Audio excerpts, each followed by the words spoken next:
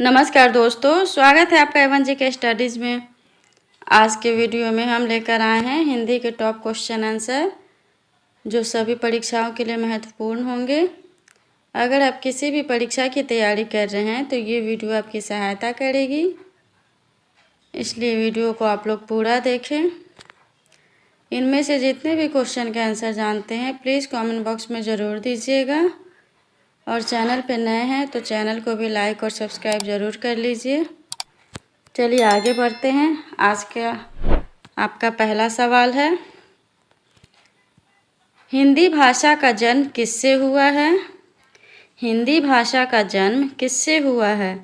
आपका ऑप्शन से ए लौकिक संस्कृत से, बी वैदिक संस्कृत से, सी पाली प्राकृत से, डी अपभ्रंश से। सही जवाब है ऑप्शन डी अपभ्रंश से।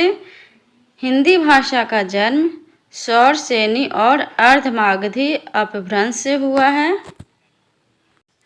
अगला सवाल, हिंदी वर्णमाला में अयोगवाह वर्ण कौन से हैं? हिंदी वर्णमाला में अयोगवाह वर्ण कौन से हैं? आपके ऑप्शन से ए छोटी ई बड़ी ई, बी छोटी ऊ बड़ी ऊ, सी अन अह, डी अ आ। सही जवाब है ऑप्शन सी अन अ। हिंदी वर्णमाला में अन और अ अयोगवाह वर्ण हैं। इन्हें स्वर और व्यंजन की श्रेणी में नहीं रखा जाता है। अगला सवाल, ईमानदारी में कौन सी संज्ञा है? ईमानदारी में कौन सी संज्ञा है? आपके ऑप्शन से ए व्यक्तिवाचक, बी भाववाचक, सी समूहवाचक, डी इनमें से कोई नहीं। जवाब दीजिए। सही जवाब ऑप्शन बी भाववाचक। अगला सवाल, यथासंभव में कौन सा समास है? यथासंभव में कौन सा समास है? आपके ऑप्शन से ए द्विगु, बी तत्पुरुष, सी अव्ययीभाव, डी कर्मधारय।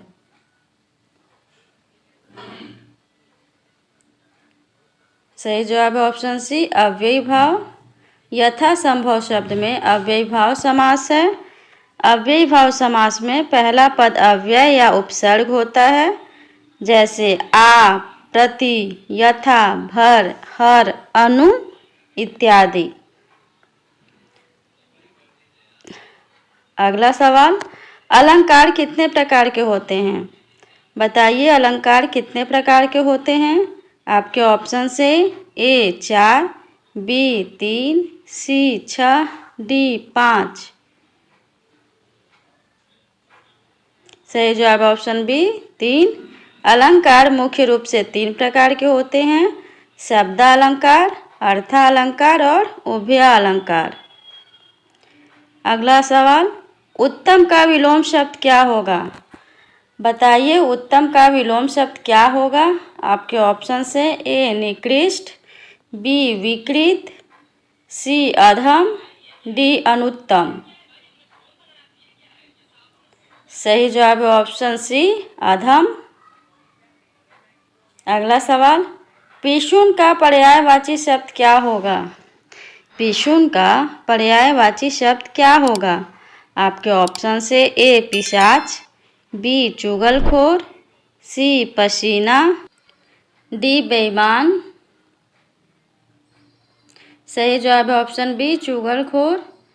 पिशुन के पर्यायवाची शब्द हैं चुगलखोर, निंदक, जासूस, मुखबिर, गद्दार, प्रवंचक और धोखेबाज। आगे बढ़ते हैं। अगला सवाल है, कौन से वर्ग में हर्ष स्वर है? आपके ऑप्शन से ए आ छोटी बड़ी ऊ री, बी अ छोटी ई छोटी यू री, सी बड़ी ई अ छोटी यू आ, डी छोटी यू बड़ी ई अ और री। सही जवाब है ऑप्शन बी अ छोटी ई छोटी यू री, जिन स्वरों के उच्चारण में कम समय लगता है उन्हें हर्ष स्वर कहते हैं।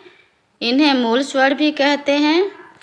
हर्ष स्वर 4 होते हैं, अ, छोटी ई, उ और री। अगला सवाल, बहुव्रीहि समास का उदाहरण कौन सा है? आपके ऑप्शन से ए चौराहा, बी नीलकमल, सी यथाशक्ति, डी पीताम्बर। जवाब दीजिए। सही जवाब है ऑप्शन डी पीताम्बर। पीताम्बर शब्द में बहुव्रीहि समास होता है। इसका समास विग्रह है पीत है अंबर जिसका। पीताम्बर शब्द का मतलब होता है पीले वस्त्र धारण करने वाला, अर्थात कृष्ण। बहुव्रीहि समास में कोई भी पद प्रधान नहीं होता, बल्कि तीसरा पद प्रधान होता है। आगे बढ़ते हैं। अगला सवाल है, उपर्युक्त शब्द का सही संधि विच्छेद क्या है? आपके ऑप्शन से ए ऊपर धन युक्त, बी ऊपर धन युक्त, सी ऊपरी धन युक्त, डी ऊपरी धन उक्त।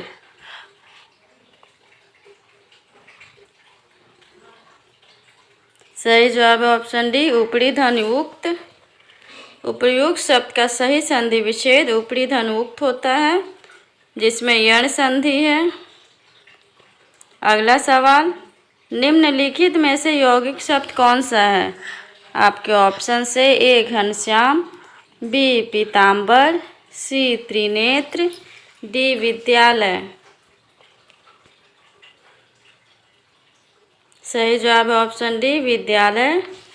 जो शब्द 2 या 2 से ज़्यादा छोटे शब्दों से मिलकर बना होता है उसे यौगिक शब्द कहते हैं। यौगिक शब्दों के हर खंड शब्द का कोई अर्थ होता है। विद्यालय एक यौगिक शब्द है क्योंकि यह 2 शब्दों विद्या और आलय के योग से बना है। अगला सवाल, मैं कलम से लिखता हूँ वाक्य में कौन सा कारक है? आपके ऑप्शन से ए करण, बी आपादान, सी अधिकरण, डी संप्रदान।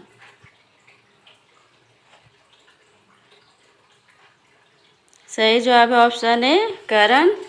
मैं कलम से लिखता हूँ वाक्य में करण कारक है क्योंकि यहाँ कलम लिखने का साधन है। जिसकी सहायता से कोई काम किया जाए उसे करण कारक कहते हैं।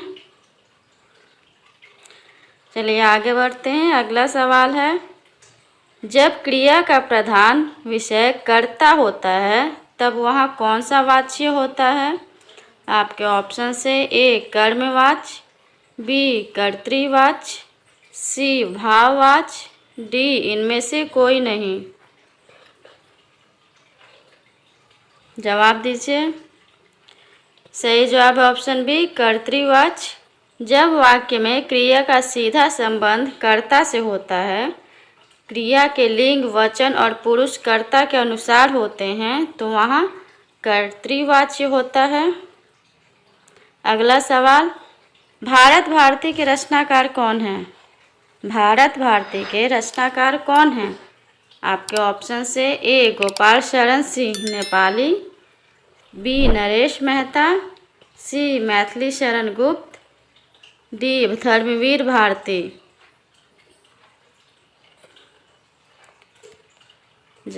सही जवाब है ऑप्शन सी मैथिली शरण गुप्त। भारत भारती मैथिली शरण गुप्त जी की प्रसिद्ध काव्य कृति है जो 1912 में लिखी गई थी। अगला सवाल, युगधारा किसकी रचना है? युगधारा किसकी रचना है? आपके ऑप्शन से ए प्रेमचंद, बी जयशंकर प्रसाद, सी नागार्जुन, डी अज्ञेय। सही जवाब है ऑप्शन सी नागार्जुन। युगधारा नागार्जुन की रचना है। आज के लिए इतना ही। अगर वीडियो अच्छा लगा हो तो प्लीज़ चैनल को सब्सक्राइब ज़रूर कर लीजिए। धन्यवाद।